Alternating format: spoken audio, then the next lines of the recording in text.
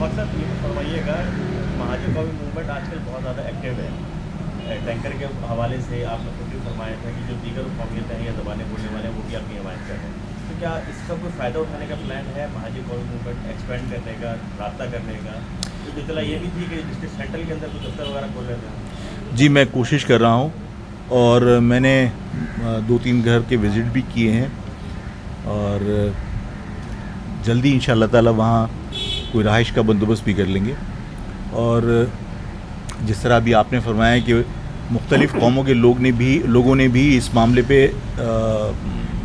हिमायत की, तो मुझे इस मामले में भी खुशी है कि मेरे बारे में जो परसेप्शन लोगों के जहन में था या जिस तरह लोगों ने मेरा इमेज पोर्ट्रे किया था कि भाई मैं तो सिंधियों के ख़िलाफ़ नफ़रत है या पख्तूनों के ख़िलाफ़ नफ़रत है, तो वो परसेप्शन जो है वो धुल गया और लोगों ने ये रियलाइज़ किया कि आफाक ने, क्योंकि डंपर या वाटर टैंकर के नीचे जब कोई आता है तो वो ज़ाहिर है कि कोई ज़बान देख के या कौमियत देख के नहीं आता, तो ज़ाहिर है कि अंधाधुन यहाँ पर जो ट्रक धंधनाते फिरते हैं उसकी जद में कोई भी आ सकता है। मैंने जिस तरह कहा था जोखियों और अपने नवासे के साथ उसी हादसे में गए। इसी तरह मेमन बिजनेसमैन था जिसको ट्रॉले ने हिट किया और वो पुल के नीचे गिर के बेटा और बाप जहाँ बहक हो गए, वो मेमन थे।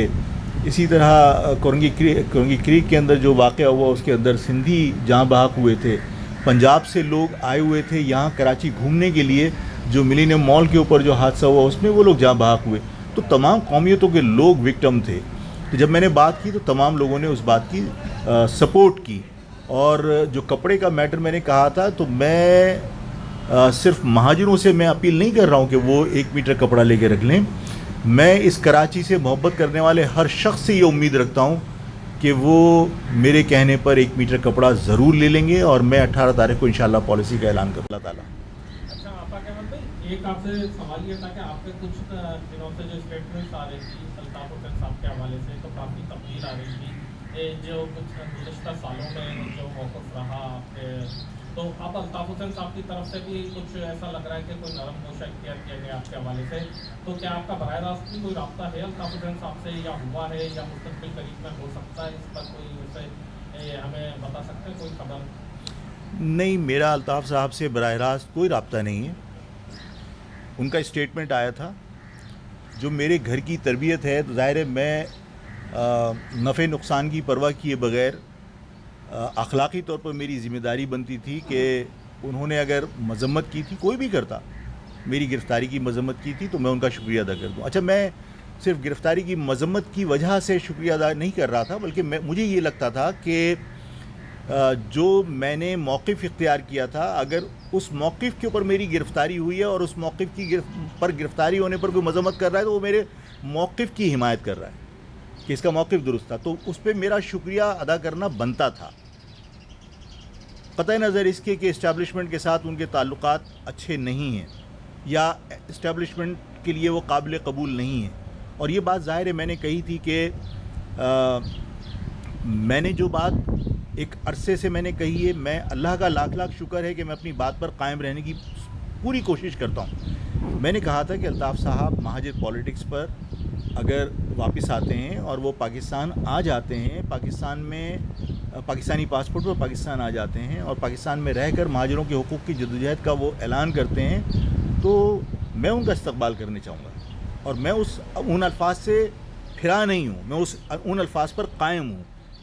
साथ में एक जो नई डेवलपमेंट हुई जब उन्होंने प्रेस क्लब के ऊपर जो टेलीफोनिक ख़िताब किया था और उसमें उन्होंने चाहे गुस्से में चाहे जैसे भी उन्होंने पाकिस्तान के लिए मुर्दाबाद का नारा लगाया था, तो उसके बाद इस्टेब्लिशमेंट और किसी के लिए भी काबिल कबूल नहीं थी। और मैंने एक बात कही थी, मैं आज फिर दोहराना चाहता हूँ कि मुझे या मेरी कौम को लोग ये समझते हैं कि हम खुदा न खास्ता पाकिस्तान के ख़िलाफ़ हैं। तो मैंने ये कहा था कि अल्ताफ़ हुसैन साहब को मैं बहुत अच्छी तरीके से जानता हूँ। अल्ताफ़ हुसैन साहब वहाँ गैर महफूज अपने आप को नहीं समझते। अल्ताफ़ हुसैन साहब ने किसी के दबाव में माफ़ी नहीं मांगी होगी। ये मेरी महाजिर कौम का दबाव था कि ये कबूल नहीं है, इसलिए कि ये मेरे बाप दादाओं का बनाया हुआ वतन है। تو اگر انہوں نے اس کو مرد آباد کہا تھا تو ہماری طرف سے دباؤ آیا تھا, ہماری قوم کی طرف سے دباؤ آیا تھا کہ یہ غلط کیا ہے. تو کسی اور کے دباؤ میں نہیں, ہماری قوم کے دباؤ میں اس شخص نے معافی مانگی تھی. تو اسٹیبلشمنٹ کو اس بات کو ریئلائز کرنا چاہیے. اور دوسرا یہ کہ اسٹیبلشمنٹ سے ان کے معاملات اگر بہتر ہو جاتے ہیں یا اسٹیبلشمنٹ ریکنسیلیشن کی طرف چلی جاتی ہے تو میں اپنی بات پہ قائم ہوں, لیکن میرا ابھی الطاف صاحب سے ڈائریکٹ کوئی رابطہ نہیں ہے. آفاق بھائی 3 نقطوں پر آپ نے پریس کانفرنس کی 18 مارچ کو. تو پہلا یہ کہ جو ظاہر ڈمپر والا ایشو تھا اس میں آپ نے 18 مارچ کی تاریخ ہی کیوں دی ہے؟ 18 مارچ کو تو مہاجر قوموں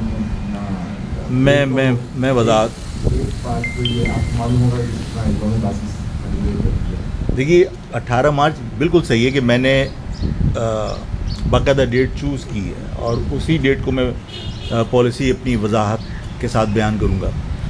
18 مارچ جو ہے وہ سیلیبریٹ کرتے ہیں متحدہ پاکستان والے, اور 18 مارچ ایکچولی مہاجر قومی موومنٹ کے قیام کا دن ہے. اخلاقی طور پر متحدہ قومی موومنٹ کو اس دن یوم تاسیس منانا چاہیے جس دن متحدہ قومی موومنٹ کا قیام عمل میں آیا. مہاجر قومی موومنٹ کو متحدہ قومی موومنٹ میں کنورٹ کیا.